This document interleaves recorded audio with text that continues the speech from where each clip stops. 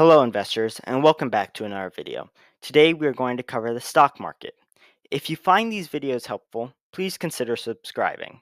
Now let's jump into it. The stock market was originally invented in 1921 and had a major crash in 1929, resulting in the Great Depression and leaving the entire world in shambles. Since then, policies and laws have been implemented and are closely monitored to prevent any disaster like the stock market crash from happening again. Now that we've covered its past, let's break down the current market. By definition, the stock market refers to a collection of markets and exchanges where activities related to the buying, selling, and insurance of shares of publicly held companies take place. These financial activities are conducted through formal exchanges and over the counter marketplaces that operate under a defined set of regulators.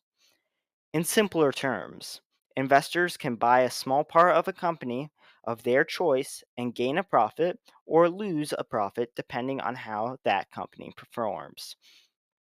The market has six key elements: stocks, stock exchanges, investors, brokers, stock indexes, and regulators. Let's start off with stocks, stock exchanges, and investors. Stocks are shares of ownership in a company. When you buy a stock, you own a piece of that company you bought into. Stock exchanges are organized and regulated financial markets where stocks are bought and sold. Examples include the New York Stock Exchange and NASDAQ. Investors are individuals or entities that buy and sell stocks. They include retail investors, institutional investors, and traders. Now, let's move on to brokers, stock indexes, and regulators.